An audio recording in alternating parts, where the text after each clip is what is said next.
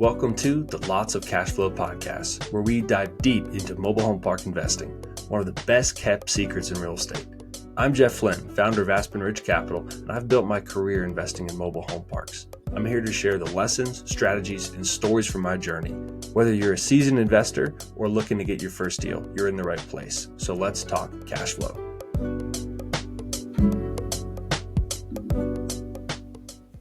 Hello and welcome to the podcast. Today we are going to be diving into how mobile home parks actually make money. Pretty simple, right? The park charges lot rent that the tenants pay every single month. The park owner covers all the expenses at the property. They keep the profit, and that's it. That's today's episode. Thank you for tuning in.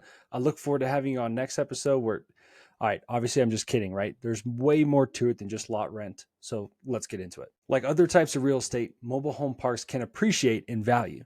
They're two primary types of appreciation, which are market appreciation and forced appreciation. Market appreciation occurs when a property's value increases due to factors beyond the owner's control. So consider you have a single family home that you bought for $500,000 in a growing town. A few years later, new employers come in, schools improve, the area becomes more desirable. The next thing you know, the home's value has risen to $550,000. Not because you as the owner made any improvements, just because the market improved, right? So this is market appreciation. The same thing can happen with mobile home parks. However, market appreciation is speculative and it's outside of your control as a property owner. If you want an investment that depends entirely off market forces, consider stocks, bonds, or other assets where you don't have to do any work. But if you're investing in real estate, the goal is to take control and drive returns through active management. Now, with forced appreciation, it happens when you increase the property's net operating income, therefore boosting its value. So commercial property buyers pay for a property based on the income. So by increasing the net operating income of the property you own, you are directly increasing the asset's value. Here's a common example of how this plays out. Imagine buying a park from a mom and pop owner who built it 40 years ago. Over time, they stopped raising lot rents because the park was full and they didn't want to deal with turnover. They're now charging about $200 a month per lot, where similar parks in the area charge $450. So if you went out and bought that park, the initial income is $200 multiplied by the number of lots. But by gradually increasing lot rent to market levels, first you get it eventually to $300 and then eventually $400 and eventually maybe even $450.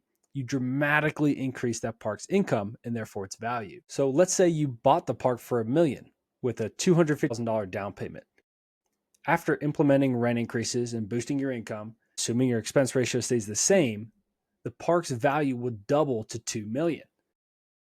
You now have a $2 million asset with only $750,000 in debt remaining.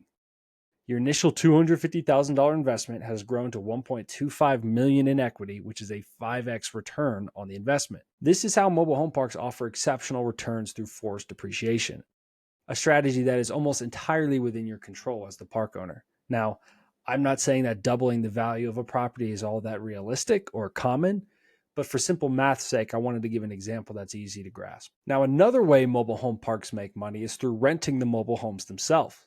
While some mobile home park owners do profit from renting out the home, it's a model that I personally try to avoid like the plague.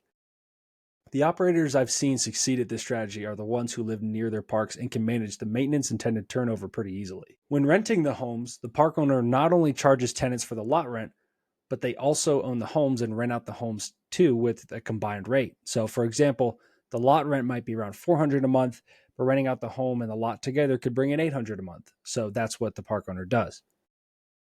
While this might sound lucrative on paper, mobile homes are not designed for long-term rental use. They require constant maintenance and repairs can be costly. The mobile homes deteriorate faster than traditional houses, so making an income from renting them is less appealing in the long run.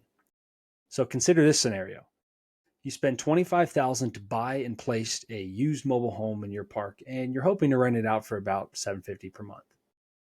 That seems like a pretty good idea based on the 1% rule often used by real estate investors, where your monthly rent is equal to 1% of your purchase price. So in that case, $250 would be the 1% rule. So we're almost 3 times that. But what if you could avoid paying the $25,000 entirely by simply marketing your park well and offering incentives for homeowners to move in their own homes? If someone places their own home in your park and pays $400 a month in lot rent, Your income comes with very little maintenance costs and no upfront investment. That's why I believe mobile home park owners should focus on attracting homeowners rather than becoming landlords of the mobile homes themselves. An alternative to actually renting the mobile homes is transitioning them to a rent-to-own model. This approach works like basically seller financing the homes to the tenants. When a park owner purchases a property where the homes are already being rented out, they can shift the existing tenants to rent-to-own agreements. In this arrangement, the tenant continues paying usually about the same combined monthly rate for the lot and home, but now the tenant takes on the responsibility for maintenance and repairs. After a set period, sometimes anywhere between 1 to 8 years, the tenant owns the home outright and they just owe the lot rent.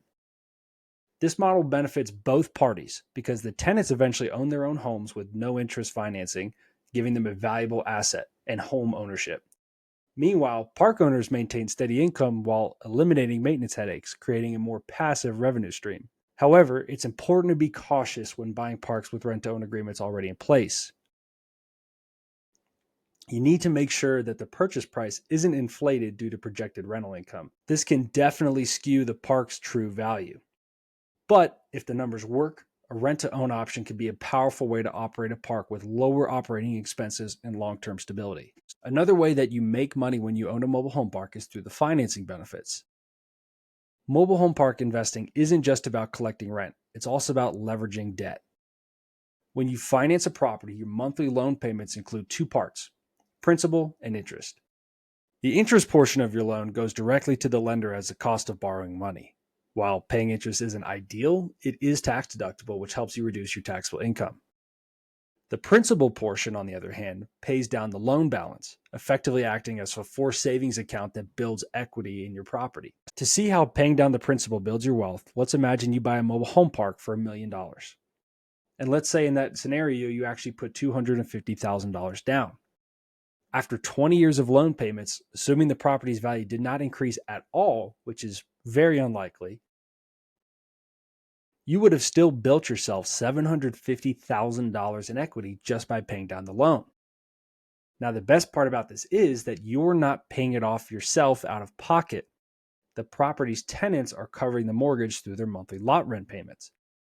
This is why financing is such a powerful tool in real estate. It allows you to use other people's money to build equity over time. There are all sorts of different loan options, and in a later episode, we'll go into detail on different debt options. But one of the biggest advantages of mobile home parks is the abundance of seller financed opportunities. So a seller financed opportunity or a seller financed note is exactly what it sounds like. The seller finances it to you as the buyer, and they basically act as the bank. Unlike traditional bank loans, seller finance deals are highly negotiable, which allows the buyer and the seller to agree on terms that fit both parties' needs. I've done a few seller finance deals in my day, and I've even secured 0% interest on deals, where every dollar of my monthly payment went directly towards the principal. No interest, no bank fees, and no middleman, no nothing. It's not just the interest rate that you can negotiate. You can also negotiate the amortization. One of the very first properties I bought was actually on a 10-year amortization schedule, and it was fully amortized at 3.5% interest. I was able to get a short amortization because the owner was older and they basically just wanted a set amount each month until the loan was paid off, and they weren't really concerned about it going much further than 10 years. Because condensing a loan payment into a shorter amortization period really jacks up your payments, I was able to negotiate a low interest rate of only 3.5%. The way this basically worked out is every time I paid the seller $16,000, about $14,000 or so of that was principal. So it allowed me to really build equity in the property quickly. This kind of negotiation is really only an option in seller financing because banks have a certain amount of interest that they have to charge it in order to make profit. One thing I highly recommend is that every time you negotiate with the seller, you figure out what's important to them. If it's a high price, maybe you get a longer amortization period and a lower interest rate. Although I highly advise against this because if you need to refi or sell the property, you still owe that money. If the seller wants a large monthly payment, shorten the amortization period and lower the interest rate for yourself so that most of the money you're paying them will go directly to your pocket when you go to sell. What if the seller wants a really high interest payment? Well, then you would give yourself plenty of amortization and probably lower your purchase price a little bit. So there's a lot of different factors that you can negotiate other than just the price, which seller financing allows you to do. One word of caution I would give you is that even if you get a deal that's really paying itself off quickly through a short amortization period and low interest payment type deal, make sure that your debt service coverage ratio is good enough for a bank to do the loan. And what I mean by that is if you're just going to break even, you need to be very, very cautious because more than likely you're going to need to do another deal in your lifetime. Sure, your seller finance deal is fine and it breaks even and you're paying it off quickly. But when you go to try to buy another property and the bank looks at that, they're going to see it as a red flag. Bank doesn't necessarily care that you're paying off your principal quickly, and they don't view that as a good deal. What they see is a very high monthly payment in regards to your income on the property. So it can really stunt your growth on future deals. So always use caution on that. While paying down the principal doesn't feel like an immediate profit, it's a really good way to build wealth because it happens every month consistently, whether you work or not.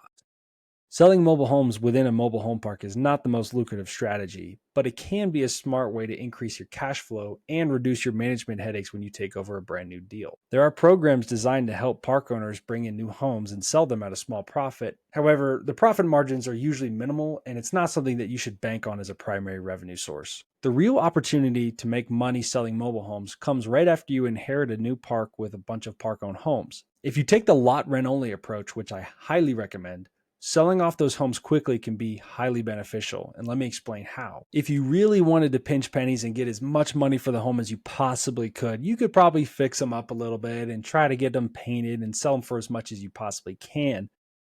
But what you'll find is that used mobile homes within a park really don't sell for much, mostly because there's not a good financing option. When I first got started, I would always think, man, if I could sell this home for $20,000, there's got to be somebody who thinks $20,000 for a home is a reasonable amount.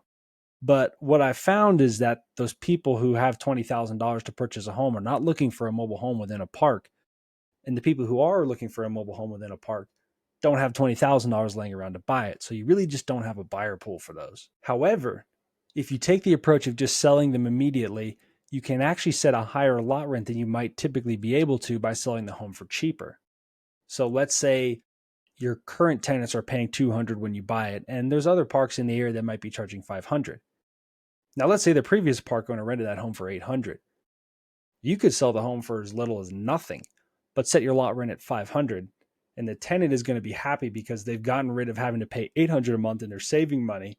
And you're going to be happy because you're setting your lot rent, which is real property, at a much higher rate. When you go to sell or refinance the park, having actual lot renters paying you that amount is going to go a long way towards your value. Even if another park down the road's charging $500 a month, an appraiser or a buyer is not going to assume they can get that at your park if the rest of your lot rent tenants are only paying $200 or so.